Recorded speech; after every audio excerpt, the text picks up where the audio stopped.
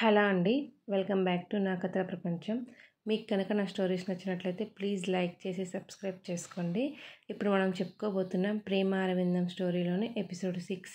ఇక స్టోరీలోకి వెళ్ళినట్లయితే ఆరు నిర్ణయం వినగానే కోపంగా ఆమె చెంప చెల్లుమనిపించి, పిచ్చి పట్టింది ఆరు, నీకు స్పృహలో ఉండే ఈ నిర్ణయం తీసుకున్నావా? మీ అక్క జీవితం చక్కదిద్దడానికి నీ జీవితంలో నిప్పులు పోసుకుంటావా అని ఆవేశంగా అరుస్తుంది శుభ. అక్క ఒక్కటే కాదు కదా శుభ, మిన్ను ఉంది. అమ్మ నేను బాధపడతానని పైకి చెప్పడం లేదు, కానీ పాపను అక్కడే వదిలేసి అక్క ఒక్కటే ఇక్కడికి వచ్చి ఏడుస్తూ ఉంటే తన నరకం చూస్తుంది శుభ. ఈ వయసులో తనకి ఎందుకు ఇన్ని టెన్షన్స్? అందుకే నేను బావ చెప్పినట్లు తనకి బిడ్డని కనివ్వడానికి సిద్ధంగా ఉన్నాను. చంపేస్తా ఇంకోసారి ఆ మాట అన్నావంటే. పెళ్ళి కాకుండా బిడ్డని కన్ని జీవితం బుగ్గిపాలు చేసుకుందాం అనుకుంటున్నావా? కోపంతో ఊగిపోతున్న శుభ చేతిని పట్టుకొని, నాకంటూ ఒక జీవితం ఇంకా ఉందని నువ్వు అనుకుంటున్నావా? జీరమైన గొంతుతో అడుగుతున్న ఆరుని గట్టిగా హక్ చేసుకొని, నిన్ను దాని గురించి మర్చిపోమన్నా కదా ఆరు. నీ ప్రమేయం లేకుండా జరిగిన దానికి నువ్వు బాధ్యత వహించాల్సిన అవసరం లేదు. ప్లీజ్ ఆరు, మనీ కోసం నేను నాన్నని ట్రై చేయమని చెప్తాను. ఆయన ఎలాగోలా ఏర్పాటు చేస్తాడు. అవి తీసుకెళ్ళి మీ బావకి ఇద్దాం. అంతేగాని నువ్వు మాత్రం ఏ పిచ్చి నిర్ణయం తీసుకోకు. నీలాంటి ఫ్రెండ్ ఉండడం నిజంగా నా అదృష్టం శుభ. కానీ నేను నా ఆత్మాభిమానాన్ని పక్కన పెట్టి దానంగా డబ్బులు తీసుకోలేను. సారీ, ఈ విషయంలో నీ మాట కాదంటున్నందుకు. ఎక్స్ట్రాలు చేయకారు. నాన్న దగ్గర తీసుకుంటే దానం ఏం కాదు, సహాయం తీసుకోవడం అవుతుంది. డబ్బు విషయంలో నేను సహాయం కూడా ఎవరి దగ్గర తీసుకోలేను. సరే, సహాయం వద్దు, బాండ్ రాసి ఇచ్చేద్దాం. 5 yearsలో అసలు వడ్డీ తిరిగి ఇస్తామని. అలా అయితే నీకు ఓకే కదా?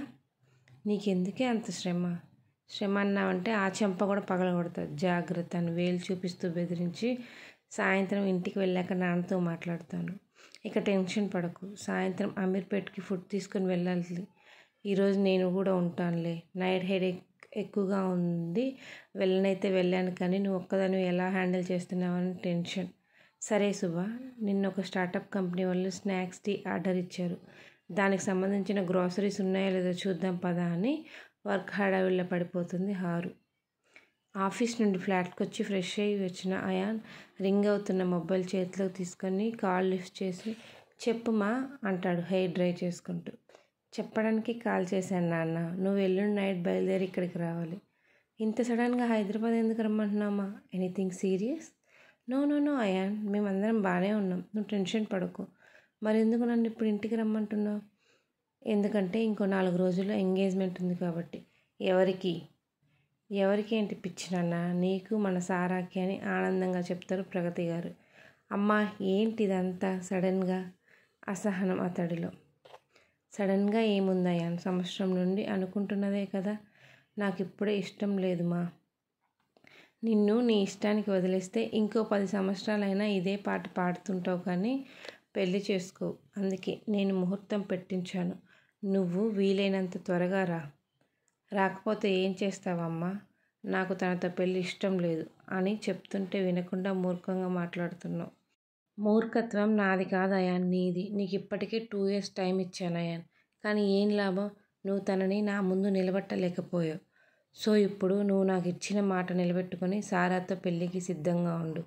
వెన్స్డేకి నువ్వు ఇంట్లో ఉండాలి, గుర్తుపెట్టుకో అని చెప్పి కాల్ కట్ చేస్తారు ప్రగతి గారు. ఇంకా ఉంది. Thank you for watching.